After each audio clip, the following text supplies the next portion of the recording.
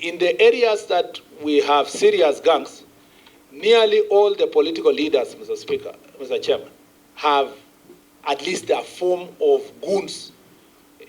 They are disguised as bouncers. They are always supporting and escorting politicians to functions. And Mr. Speaker, I don't need to mention names, but even if I put my eyes now to look like this, I can almost say something. And I just want to say, Mr. Chair, without fear of contradiction, in counties, for example. Point of order. What is it? Is the cabinet secretary casting aspersion on us? I'm not casting aspersion. I'm saying the reality. Chair, let me give you. When we look on that side, we can also see faces on that side. Mr. Chair. Allow the minister continue uninterrupted. For we'll example, have our moment, yes. For example, Mr. Chair, there are departments. There are in a number of counties. They have departments and a chief officer in charge of goods. Yeah?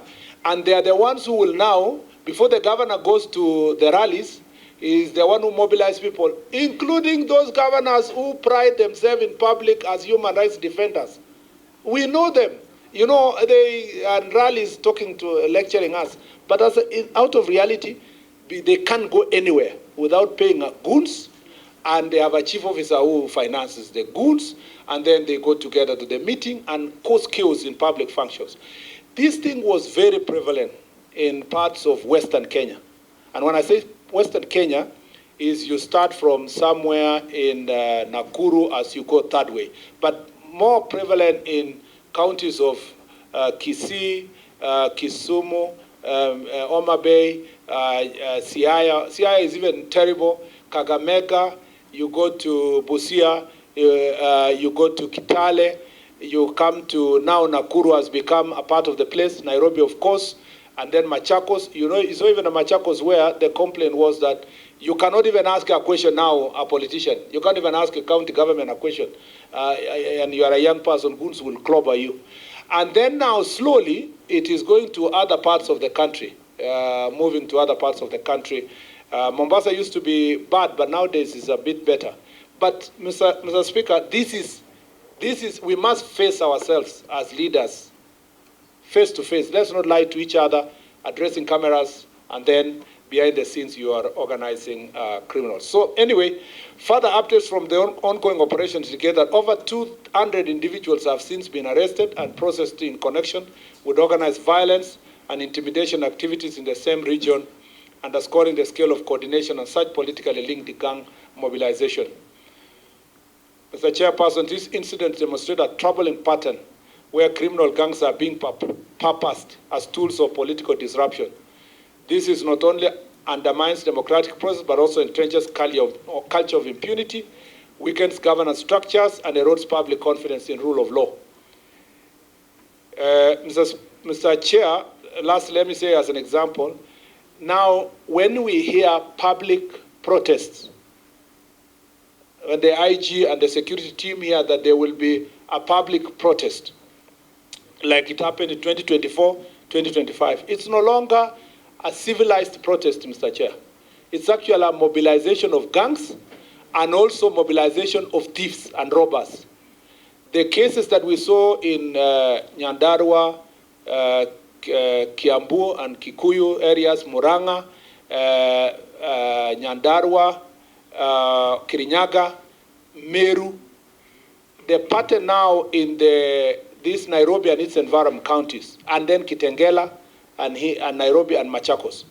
This area, Nairobi metropolitan area, and the counties in the central region of the country are now becoming an epicenter of protests that are organized with gangs, with criminals, and with robbers.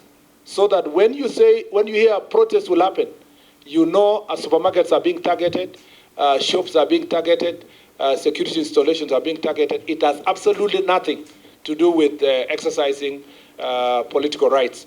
And this is attributed directly to political activities of leaders. Allegations of police complicity and inaction, and I would hear my friend, the MP of Kisumu, saying that even if she looks this side, she was also worried about gangs on this side. And there has been an accusation that What is it? there is police complicity. There is police complicity and inaction. Mr. Chair, the ministry takes seriously all allegations relating police complicity or inaction in dealing with criminal gangs. Was it maybe before you go into the issue of the police? It is one question. I'm just finishing. It's a continuum. Just on the issue of the gangs, yes. I see, of course, a long list. Of course, I think these are the ones that have been arrested by the IG. Yeah. Do you already, as a ministry, have already all these criminal gangs that have been identified, a list of them or a number in given regions in the country? I think in my previous appearance in the committee, I provided a list of 42, was it 42? Oh, what was it, 100 and something gangs across the country. Gangs, not goons. Goons now are in thousands. But gangs that have been followed over a period of time, like MRC, Mungiki, Gaza, Angola Msumbiji, Chingororo, 42 Brothers, all these kind of characters across the country, we had provided a list before, but we can still send to the committee. And the police have been managing this issue over a long period of time, and but the problem is that when they are incentivized now by the same leaders who want it to be sorted, it's always like like a passive volcano. So when it erupts, it is always instigated by political activities or economic activities that then make them erupt. And sometimes it is done in the name of protecting community. So you say, yeah, the community is under attack. We need to have young people who stand politically with us, and so forth. And then slowly, as you know, for those of us who come from pastoralist areas, there are also communities that incentivize their young men to raid from other communities.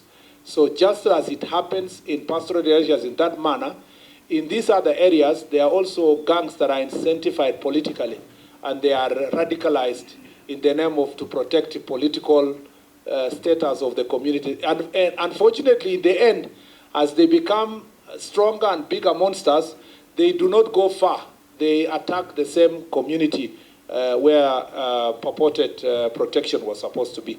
So the inaction of the police in relation to gangs, this is basically in relation to gangs, it's acknowledged that in some instances, operational challenges including corruption and information leakages have compromised the effectiveness of enforcement efforts. To address these concerns, measures have been put in place to strengthen internal accountability mechanism with the National Police Service and enhance oversight through multi-agency collaboration and independent review processes.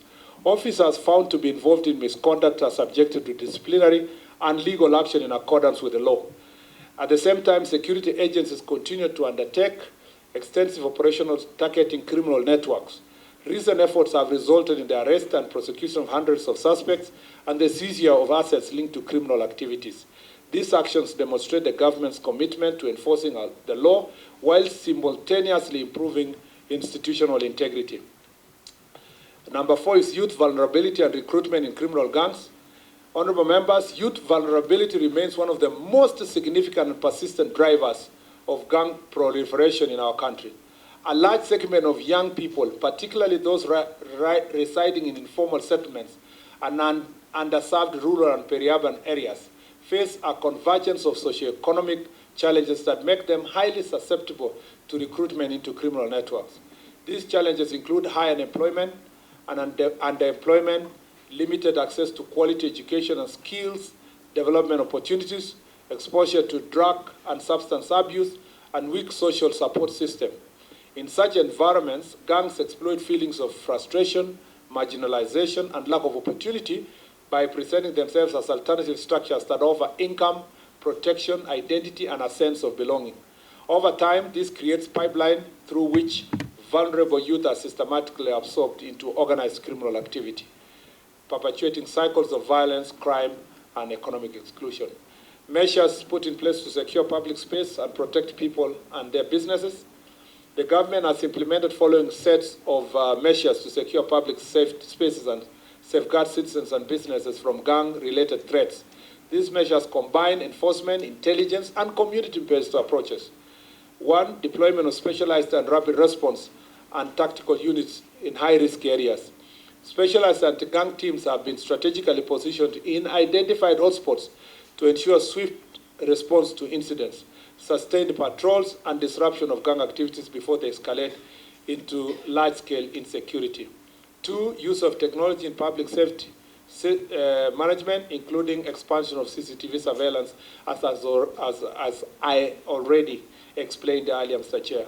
3, securing critical public infrastructure and economic zones, including markets, transport hubs, central business district, and industrial areas. Increased police visibility, regular patrols, and coordinated operation have been implemented to assure traders, investors, and the general public, thereby protecting economic activity from disruption. Scaling up public reporting mechanism and citizen engagement platforms, including anonymous tip lines and community liaison structures, to encourage the public to share information without fear of reprisal. These are significantly improved intelligence gathering at the grassroots level. The long-term national strategy to eliminate gang activities, that was the second last part of the question, and not the last part actually. The government recognized that the elimination of gang activity requires a long-term, multidimensional strategy that addresses both symptoms and root causes. Enforcement alone is not sufficient without complementary socioeconomic and governance interventions. The efforts are underway to strengthen the legal and policy framework governing organized crime, including provisions that enhance penalties and facilitate the seizure of assets derived from criminal activities. At the same time, economic empowerment initiatives are being prioritized to create opportunities for young people, particularly in high-risk areas, thereby reducing incentives for joining gangs. Places like Nairobi, Mr. Chair, a lot of work is being done using climate works and other economic activities, and quick cash kind of assignments, short-term assignments that are given to these young people, and then we encourage them to save. And a lot of this, especially climate works plan, has helped deal with crime, reduced crime rate in slum areas within Nairobi City. And a lot of this needs to be done across the country. The government also the other day was doing the Nyota program and many other programs that are intended to do empowerment. I've seen also elected leaders organizing economic empowerment programs for young people for alternative living. The government is also focusing on expanding rehabilitation and reintegration programs with plans to establish accessible facilities across counties to support individuals seeking to exit criminal networks. Investment in intelligence and technology are being scaled up to ensure that security agencies remain capable of addressing increasingly sophisticated criminal operations. Governance reforms aimed at addressing political interference and enhancing accountability are being implemented alongside efforts to strengthen community-based security structures, such as Nyumba Kumi. These measures are designed to ensure that the communities play an active role in preventing and responding to gang activity. In conclusion, organized criminal gangs present a complex and evolving challenge that requires sustained, coordinated, and comprehensive action. The government remains committed to restoring and maintaining law and order, protecting citizens and businesses, addressing underlying drivers of crime, and strengthening the institution responsible for security and justice.